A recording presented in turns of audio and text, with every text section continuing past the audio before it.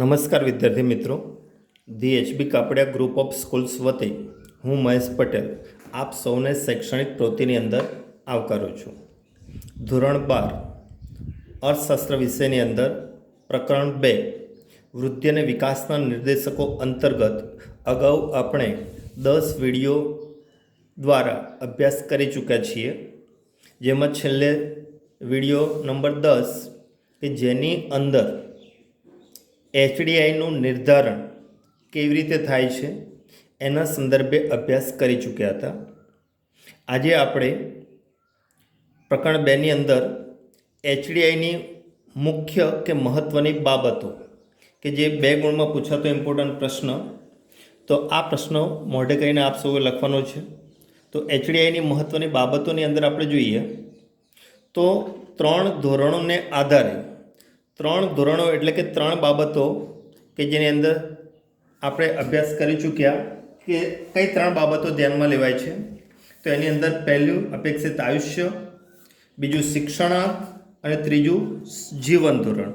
તો આ 3 ધોરણોને આધારે ગણાતા એચડીઆઈનું મહત્તમ મૂલ્ય 1 ગણાય છે.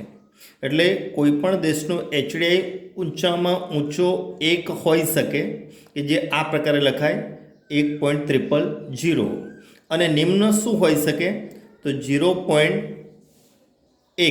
આ રીતે નિમ્ન હોઈ શકે અથવા 000.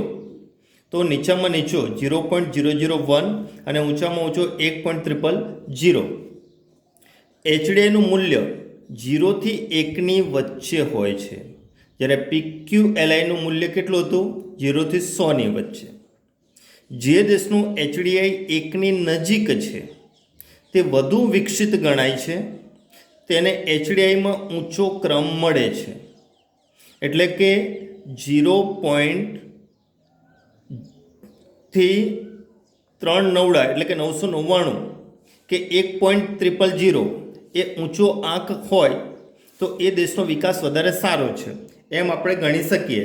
જેમ કે નોર્વે 2014ના અહેવાલ પ્રમાણે એનો એચડીઆઈ 0.944 હતો, જે વિશ્વમાં સૌથી ઊંચો ક્રમ છે.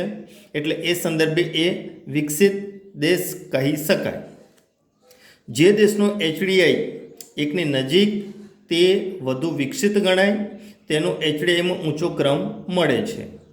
જે દેશનું એચડીઆઈ 1થી દૂર એટલે કે 0 તરફ નજીક હોય તે ઓછા વિકસિત ગણાય, તેને એચડીઆઈમાં ક્રમ નીચો મળે છે.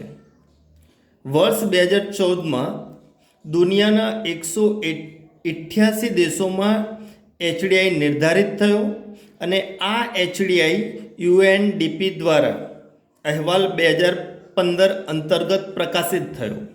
આ અહેવાલમાં 0.944 સાથે નોર્વે વિશ્વમાં એચડીઆઈમાં પ્રથમ ક્રમે છે, જ્યારે 0.348 મૂલ્ય સાથે નાઇજર દેશ જે આફ્રિકા ખંડમાં આવેલો છે, જે વિશ્વમાં 188માં ક્રમે હતો. એટલે વિશ્વમાં એચડીઆઈ સંદર્ભે પ્રથમ ક્રમે નોર્વે કે જેનું એચડીઆઈ 0.944, જ્યારે એચડીઆઈમાં છેલ્લા એટલે કે 188માં ક્રમે આફ્રિકા ખંડનો નાઇજર દેશ કે જેનો એચડીઆઈ 0.348 હતો. જ્યારે ભારતની અંદર 2014માં નિર્ધારિત થયો, જે અહેવાલ 2015માં પ્રકાશિત થયો. એટલે ભારતનો એચડીઆઈ 0.609 હતો. એ સાથે 188 દેશોમાં ભારતનો ક્રમ 130 હતો. તો આ રીતે ભારતનો એચડીઆઈ આપણે જોઈ શકીએ. ફરી વર્ષ 2014માં દુનિયામાં 188 દેશોમાં એચડીઆઈમાં 0.944 સાથે નોર્વે પ્રથમ, જ્યારે 0.348 સાથે નાઇજર છેલ્લા 188માં ક્રમે હતો. જ્યારે ભારતનો એચડીઆઈ 0.609 હતો, જ્યારે એનો ક્રમ 130 હતો.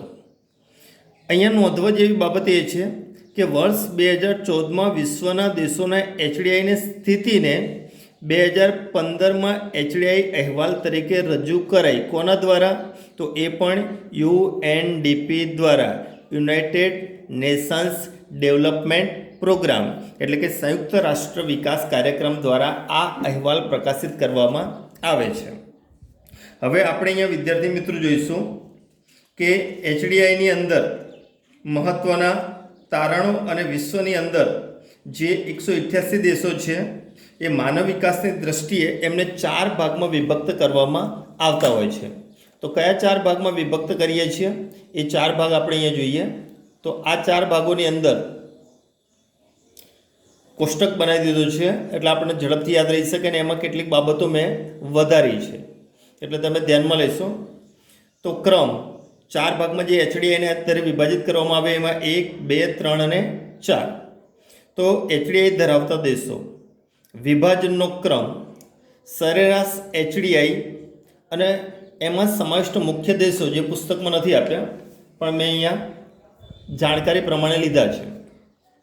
તો જે દેશોનો એચડીઆઈ વધારે સારો હોય એમને ઉચ્ચતમ માનવ વિકાસ આંક ધરાવતા દેશોમાં સમાવિષ્ટ કર્યા છે એટલે ઉચ્ચતમ એચડીઆઈ.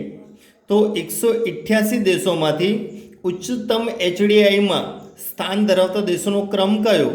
તો 1 થી 49 ક્રમના દેશો ઉચ્ચતમ એચડીઆઈમાં લીધા કે જેમાં 188 પૈકી 49 દેશોનો સમાવેશ થાય છે.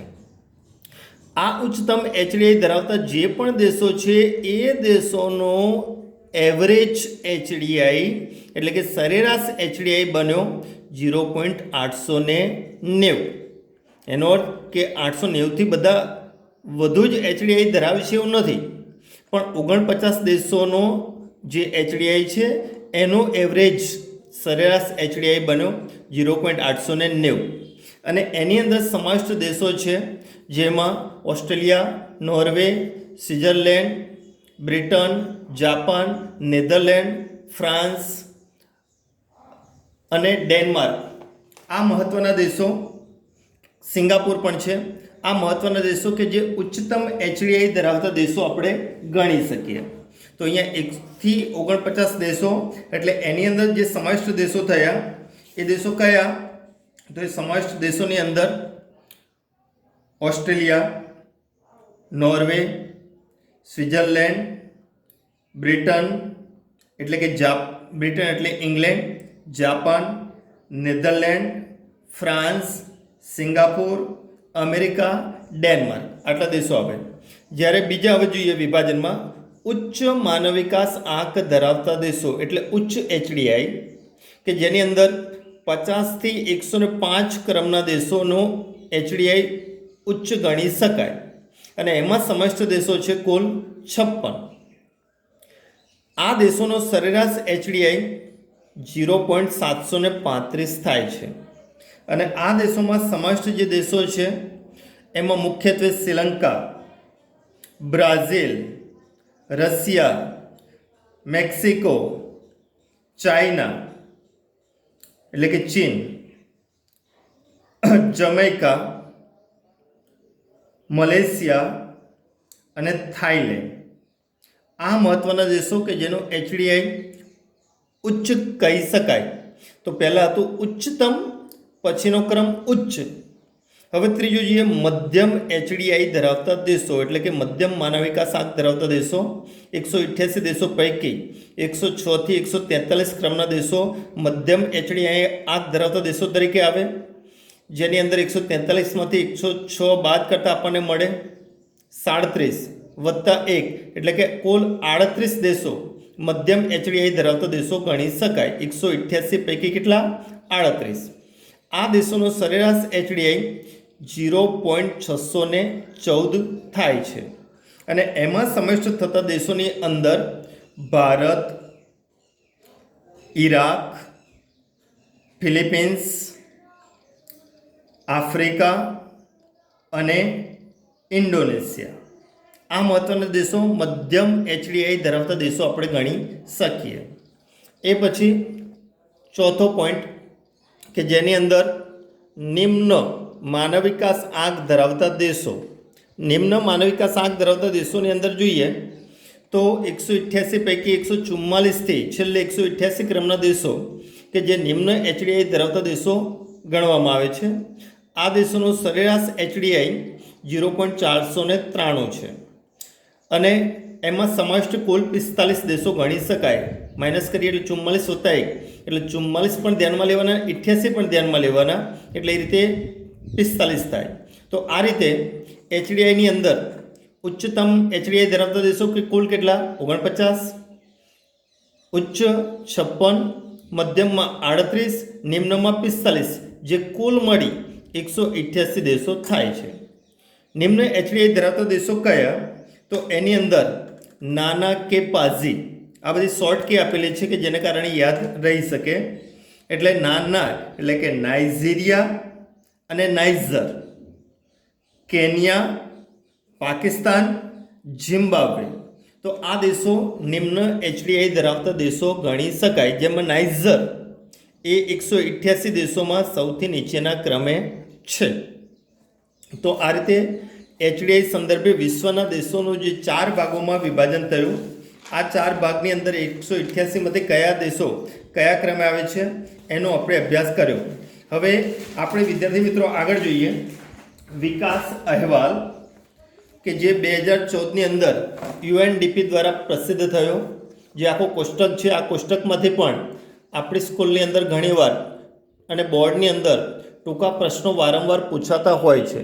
એટલે આ ટૂંકા પ્રશ્નોને ધ્યાનમાં રાખીને આંકડાકીય માહિતીનો કોષ્ટક તમારે તૈયાર કરવાનો રહેશે, કે જેની અંદર દેશ એચડીઆઈ અહેવાલ 2014માં જો કે પ્રકાશિત થયો 2015માં, કે જેનું મૂલ્ય અને ક્રમ આપ્યો છે.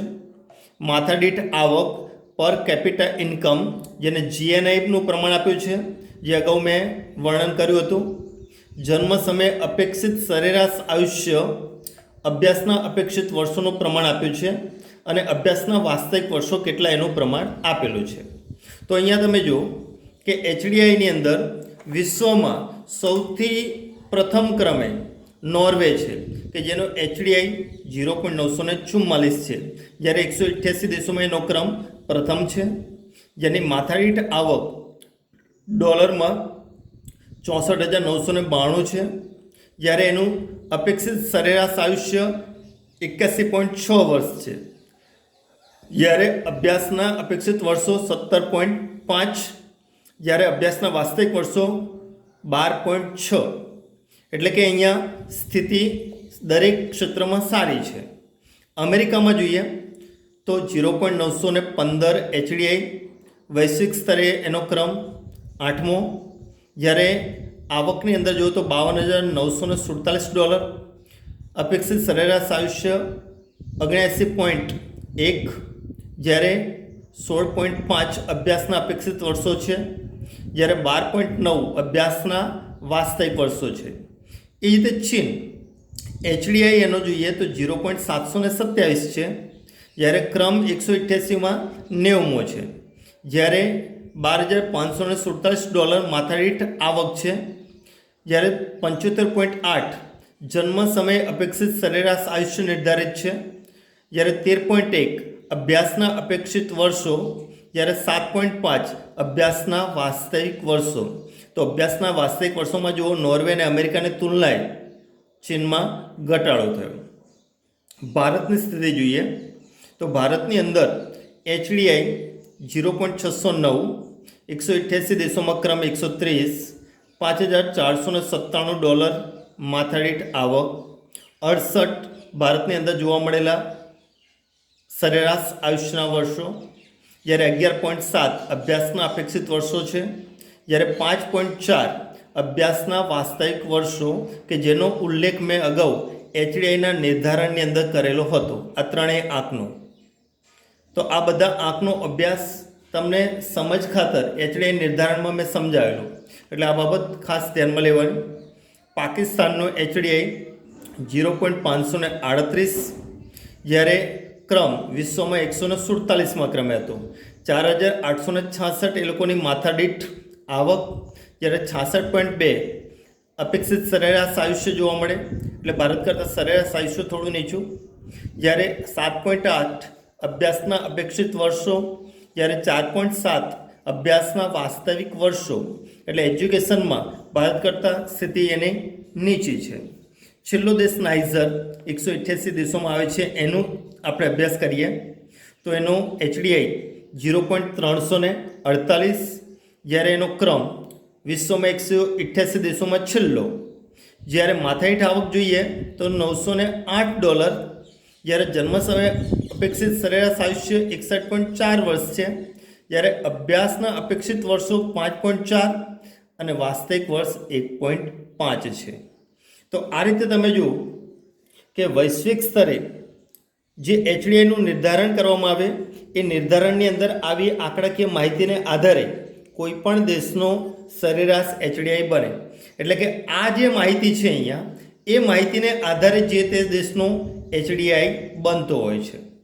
તો અહીંયા તમે જો કે નોર્વેનો એચડીઆઈ, તો અહીંયા જે માહિતી છે 4, એને આધારે નોર્વેનો એચડીઆઈ નિર્ધારિત થતો હોય છે. તો આ રીતે એચડીઆઈ નિર્ધારિત માટે અને એ દેશની આ આંકડાકીય માહિતીની સચોટ સ્થિતિ કે જે 2015માં આર્થિક સર્વે એચડીઆઈ દ્વારા પ્રસિદ્ધ થયો, એ સર્વે ઉપરથી આંકડાકીય માહિતી આપવામાં આવેલી છે. તો અહીંયા સુધી વિદ્યાર્થી મિત્રો આપણે જોઈશું. છેલ્લું લેક્ચર હવે રહેશે આપણું, જે પછી જોઈશું. અસ્તુ.